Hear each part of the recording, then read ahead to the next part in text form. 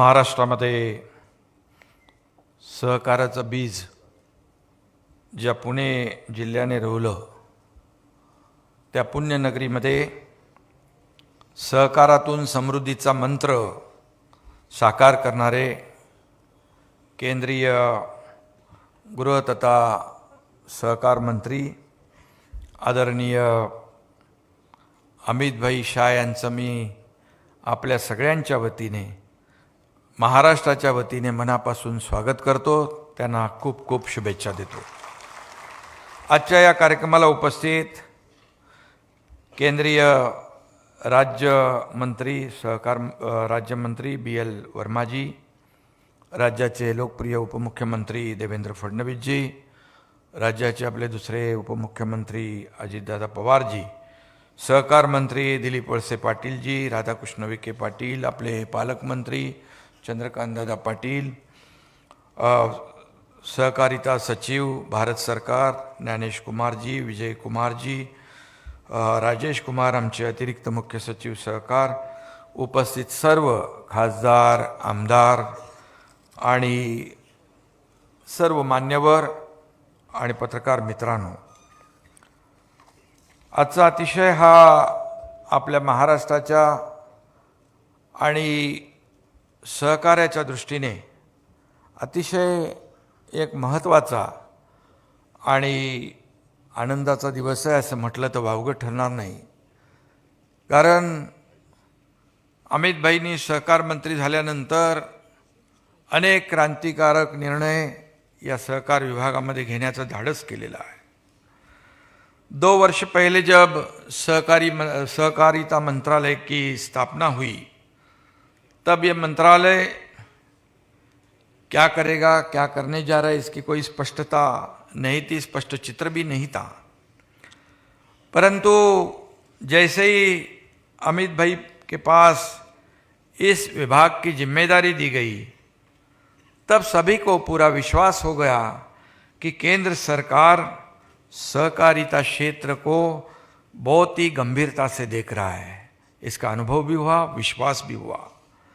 सहकारिता और सहयोग जैसे गुण अमित भाई के स्वभाव में ही है और इसलिए मैं ये कह रहा हूँ कि NDA में शामिल सभी दलों का तालमेल बनाए रखना, अलग अलग नेताओं को एक विचार और एक सूत्र में बांधना और सबको जोड़कर देश के हित के प्रति विचार करना, इसी को सहकारिता कहा जाता है और वही अमित भाई कर रहे हैं। अपने इस गुण विशेष का उपयोग उन्होंने सहकारिता मंत्रालय में भी कर दिखाया है। अमित भाई ने इस मंत्रालय के माध्यम से, मैंने अभी भी कहा, जैसे अनेक क्रांतिकारी निर्णय लिए हैं। इसी कारण सहकारिता विभाग में नई चेतना भी जागृत हुई है। आज इस पोर्टल का उद्घाटन होने जा रहा है और वह सहकारिता क्षेत्र में एक नया माइलस्टोन होगा। इस नए पोर्टल के कारण आवेदन की स्थिति, नोटिस, आदेश, सोसाइटी के प्रमाण पत्र और अन्य विवरण आसानी से उपलब्ध होंगे। इससे जनता को, किसानों को काफ़ी लाभ होगा।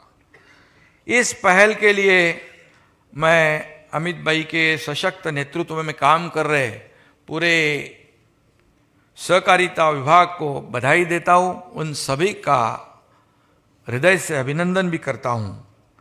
महाराष्ट्र राज्य के विकास में सहकारिता क्षेत्र का बड़ा योगदान रहा है। राज्य में विशेषतः पश्चिम महाराष्ट्र में लगभग सभी क्षेत्रों का विकास इस कोऑपरेटिव मूवमेंट के माध्यम से ही हुआ है, हम सब जानते हैं। आदरणीय हमारे विठलराव विखे पाटिल जी, हमारे राधाकृष्ण विखे पाटिल जी के दादाजी, इनका बहुत बड़ा योगदान इस सहकार क्षेत्र में रहा है, ये हम सब जानते हैं।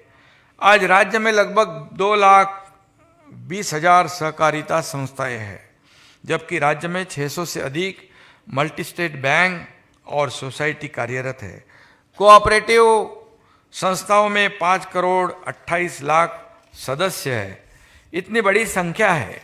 उनके बैंक डिपॉजिट 2,31,000 करोड़ से ज़्यादा और वर्किंग कैपिटल 4.5 लाख करोड़ से भी ज़्यादा है।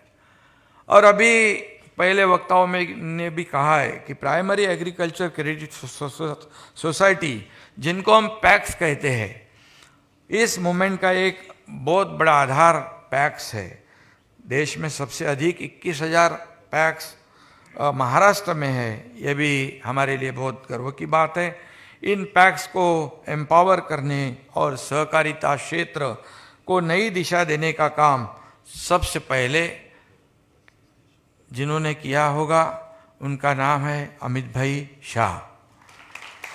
और इस योजना के माध्यम से लास्ट माइल किसान को केंद्र बिंदु मानते हुए ग्रामीण अर्थव्यवस्था को सक्षम करने का क्रांतिकारी निर्णय अमित भाई ने लिया है और यह उनका प्रयास भी है। यह काम सरल नहीं था, क्योंकि कारगर तरीके से चल रहे सहकारिता क्षेत्र में कई गड़बड़ियां भी सामने आ रही थी। कई लोगों ने सहकारिता क्षेत्र का दुरुपयोग व्यक्तिगत लाभ के लिए करना भी शुरू किया था, जिसके कारण सहकारिता क्षेत्र कठिन दौर से गुजर रहा था। जिस तरह किसी भी क्षेत्र में एक समय बीतने के बाद सैचुरेशन आ जाता है, और वैसे ही सहकारिता क्षेत्र में भी हो रहा था। सहकारिता क्षेत्र indiscipline, autocracy, lack of latest technology के कारण थोड़ा पीछे जा रहा था, और इसीलिए इन संस्थानों का राजनीतिक उपयोग भी करना शुरू हुआ था दुर्भाग्य से। पर हमारे आदरणीय प्रधानमंत्री मोदी जी ने सहकार से समृद्धि का जो मंत्र दिया, और आज माननीय अमित भाई के नेतृत्व में सहकारिता क्षेत्र में आमूलाग्र परिवर्तन हो रहा है, ये हमारे लिए बहुत ही, हमारे राज्य के लिए और देश के लिए बड़ी गौरव की बात है। ये भी मैं यहाँ पर कहूँगा। मुझे पता है अमित भाई ने जब एक बार जो ठान ली तो काम को अंजाम दिए बिना वो चैन की सांस नहीं लेते। ये अपने साथ वो पूरी टीम को भी मोटिवेट करते रहते हैं। वो बिना रुके बिना थके अपना काम पूरा करते हैं। कभी भी मैंने तो उनके चेहरे पे कभी भी थकान कभी नहीं देखी। हमेशा काम में, देश के प्रगति में उनको हमेशा मग्न हम सभी ने देखा है। और इसीलिए उनके तथा आदरणीय प्रधानमंत्री मोदी जी का उनका उत्साह देखकर हमें भी अपना काम को और बढ़ाना चाहिए और ज़्यादा काम करना चाहिए। और प्रधानमंत्री और अमित भाई का जो बहुत अच्छा समन्वय, बॉन्डिंग अपने आप में एक अपने सहकार और सहयोग का एक आदर्श प्रतीक है, ऐसा कहूँ तो भी गलत नहीं होगा। और इसीलिए मैं जब भी यहाँ पर हम सोचते हैं, जब सहकारिता मंत्रालय का नेतृत्व अमित भाई ने संभाला, तब उनके पास गृह मंत्रालय की जिम्मेदारी थी, पूरे देश की जिम्मेदारी थी, और कैसे सहकारिता जैसे ग्रामीण क्षेत्रों से संबंधित विभाग का प्रबंध कैसे होगा। लेकिन अभी देवेंद्र जी ने कहा कि उनका शुरुआती ये सहकार क्षेत्र से हुआ है, इसलिए पूरी तरह ये सहकार क्षेत्र की अनुभव उनको था। और अभी हमें पता चल रहा है कि सहकारिता क्षेत्र के लिए अमित भाई जैसे मजबूत व्यक्ति का नेतृत्व वरदान सिद्ध हुआ है। ये उनके काम से, उनके कार्य से, उन्होंने लिए हुए निर्णय से हमें दिखाई पड़ रहा है। केवल 25 महीनों में 45 ऐसे निर्णय उन्होंने लिए जिसके कारण सहकारिता क्षेत्र में उल्लेखनीय उत्थान हो रहा है, प्रगति हो रही है, ट्रांसपेरेंसी आ रही है। ये हमारे देश के लिए, हमारे राज्य महाराष्ट्र के लिए बहुत बड़ी गौरव की बात है।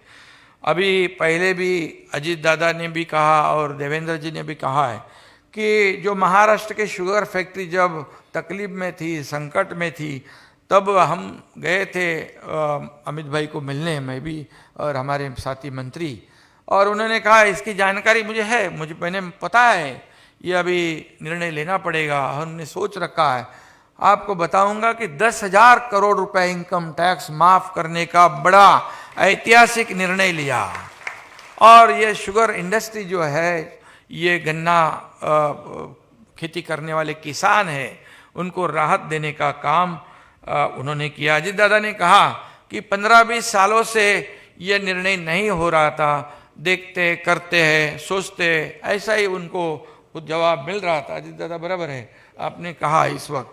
और लेकिन इसके लिए भी हिम्मत होनी चाहिए होती है, धाडस पाहिजे ना आपल्याला, ह्याला धाडस पाहिजे। आणि अमित भाईने हे जे काही निर्णय घेतला वो काबिले तारीफ आहे आणि म्हणून मी त्यांना मनापासून धन्यवाद देतो। जसं त्यांनी जिस तरह उन्होंने हिम्मत से कश्मीर से धारा 370 कलम को हटाया और देश का गौरव बढ़ाया, इसलिए भी हिम्मत चाहिए। तभी भी कितने साल सोच रहे थे लोग, अरे भाई हटाना चाहिए, जाना चाहिए, लेकिन कोई हिम्मत नहीं कर रहा था। मोदी जी के नेतृत्व में अमित भाई जी ने हिम्मत दिखाई और ऐसा स्मूथ ऑपरेशन हो गया, किसी को पता ही नहीं चला, 370 गायब। और इसलिए उन्होंने हिम्मत से शुगर इंडस्ट्री को भी नव संजीवनी दिलाई है। इस निर्णय के लिए मैं महाराष्ट्र सरकार की ओर से उनको बहुत बहुत धन्यवाद देना चाहता हूँ, बहुत बहुत आभार मानता हूँ। देश के आज 11,770 किसान उत्पादक FPO जो है कार्यरत है और इन के माध्यम से देश के लाखों किसानों की आय में, इनकम में, उत्पन्न में वृद्धि होगी और ये उनके लिए भी बहुत ही फायदा होगा, जिसके लिए और भी 10,000 FPO स्थापित करने का लक्ष्य भी रखा गया है। केंद्र सरकार ने उसके लिए 7,000 करोड़ का प्रावधान भी किया है। उल्लेखनीय है कि रॉ मटेरियल से लेकर प्रोडक्शन तक, प्रोसेसिंग से लेकर पैकेजिंग तक और स्टोरेज से लेकर मार्केटिंग और एक्सपोर्ट तक सारी व्यवस्था FPO के माध्यम से की जाएगी। मुझे विश्वास है कि ये सारी प्रोसेस एक क्रांतिकारी निर्णय साबित होगा और देश को और राज्य को बड़ा लाभ होगा। मैं ये भी कहूँगा, पैक्स को मजबूत करने के लिए उनका कंप्यूटराइजेशन किया जा रहा है। राज्य की 12,000 क्रेडिट सोसाइटी को इसका लाभ मिलेगा, ये बहुत बड़ी अचीवमेंट होगी। और Maharashtra agri business network project के लिए भी केंद्र ने बहुत बड़ी राशि दी है, जिसके कारण राज्य के किसानों को देश और विदेश को बाजार में अच्छे दाम भी मिल जाएंगे। और ये सब जो हो रहा है, अभी अजीत दादाजी ने कहा कि 2000 हमारे चीनी का उत्पन्न जो है, जो 105 लाख मीट्रिक टन का 2022-23 में था, अब 21 लाख टन उस वक्त निर्यात भी हुआ। और हमारी शुगर फैक्ट्री जो है वो तेल कंपनियों के लिए 135 करोड़ लीटर एथेनॉल देने की क्षमता भी रखता है। ये भी महाराष्ट्र के लिए बहुत बड़ी बात है। आज सही माने में युवाओं को इस सहकार विभाग की ओर आकर्षित करने का काम भी, निश्चित रूप से उनको प्रोत्साहित भी करने का काम होगा। और ये भी अच्छी बात है, वो भी इस सहकार विभाग से जुड़ने चाहिए, क्योंकि प्रोफेशनल मैनेजमेंट, मॉडर्न टेक्नोलॉजी और हाई क्वालिटी कस्टमर सर्विस, यह मूल मंत्र अपनाने का काम हमारे अमित भाई जी के मार्गदर्शन में ये हो रहा है। और इसीलिए मुझे विश्वास है कि सहकार से समृद्धि, इस नारे से न केवल सहकार क्षेत्र को लाभ होगा, बल्कि कृषि, पणन, ग्राम विकास को भी इससे बहुत बड़ा लाभ होगा। बलशाली भारत का जो अपना सपना है, वो भी साकार होने में इस बड़े निर्णय का बहुत बड़ा उपयोग होगा। और इसीलिए कहते हैं कि बिना सहकार नहीं उद्धार, और यही शाश्वत सत्य है। और इसीलिए जो हमारे आदरणीय प्रधानमंत्री मोदी जी का $5 ट्रिलियन का जो सपना है, ये सपना भी, ये ऐसे क्रांतिकारी जो सहकार विभाग में हम निर्णय लेंगे तो निश्चित रूप से वो पूरा होगा, ऐसा हमेशा आदरणीय अमित भाई भी कहते हैं। और इसीलिए मैं बहुत बहुत धन्यवाद देना चाहता हूँ। अजीत दादा ने कहा कि देश के हमारे आदरणीय प्रधानमंत्री जी के नेतृत्व में देश आगे बढ़ रहा है, देश नई ऊंचाई को छू रहा है, देश का नाम बड़े गौरव के साथ पूरी दुनिया में ले रहा है। कोई उनको बॉस कहता है, कोई उनको गले लगाता है, कोई उनको वर्ल्ड लीडर के हैसियत से देखता है। और राज्य का विकास भी जब हम शुरू किया 1 साल पहले, जब मोदी जी के नेतृत्व में और अमित भाई के मार्गदर्शन में, जैसे उन्होंने कहा था कि पूरी ताकत से हम सरकार के पीछे खड़े रहेंगे, पूरा शब्द उन्होंने निभाया है। पूरी ताकत से वो खड़े हैं और राज्य को विकास की ओर ले जाने के लिए हमेशा मदद करते हैं। देखो जो है बाबा साहब ठाकरे जी कहते हैं, जो सच है सच कहना ही चाहिए और जो है अच्छा उसकी वाह करनी चाहिए। आज हम देखते हैं हमारा एक भी प्रस्ताव बिना कटौती के मंजूर होता है। आज प्रधानमंत्री जी भी आज कितने 500 स्टेशन अपग्रेड हो रहे हैं, उसमें 44 महाराष्ट्र के हैं। वंदे भारत की ट्रेनें शुरू हुई है। कई ऐसे काम है, मेट्रो के लिए सहयोग मिल रहा है। और इसलिए ये डबल इंजन वाली सरकार जो है, ये एक जब राज्य और केंद्र एक विचार की सरकार होती है तो बड़े तेजी से विकास होता है। और इसीलिए इस तेजी के विकास के साथ अजीत दादा भी हमारे जुड़े हैं, उनका भी मैं स्वागत करता हूं। और अभी पूरी ताकत से एक ही हमारा लक्ष्य है, इस राज्य को आगे बढ़ाना, इस राज्य के जनता के जीवन में परिवर्तन लाना, उनके जीवन में आनंद लाना। और इस राज्य में एक राज्य जो है हमारा आज बहुत बड़े इंफ्रास्ट्रक्चर प्रोजेक्ट इस राज्य में शुरू है, जो देवेंद्र जी के समय में शुरू हुए थे, 2.5 साल में बंद हुए थे। हमने फिर से उसको शुरू कर दिया है, क्योंकि हमारे पास कोई ईगो नहीं है, अहंकार नहीं है। हम इतना ही चाहते हैं हमारे राज्य के निर्णय से जनता का भला हो, जनता को सुविधा मिले, ये राज्य का विकास हो, इतना ही चाहते हैं। और आज मैं फिर एक बार अमित भाई जी को बहुत बहुत धन्यवाद देना चाहता हूँ कि आपके जैसा नेता इस राज्य के पीछे पूरी ताकत से खड़ा है। आदरणीय प्रधानमंत्री जी का आशीर्वाद है, इसलिए आप जो चाहते हैं इस राज्य का विकास, वैसे ही हम पूरे दिल से मेहनत करके, हम लोग 24/7 वाले लोग हैं, हम मेहनत करने वाले लोग हैं। आप खाली आशीर्वाद रखो मैं और हमें ताकत दो और इस राज्य को आगे बढ़ाएंगे। धन्यवाद। जय हिंद, जय महाराष्ट्र।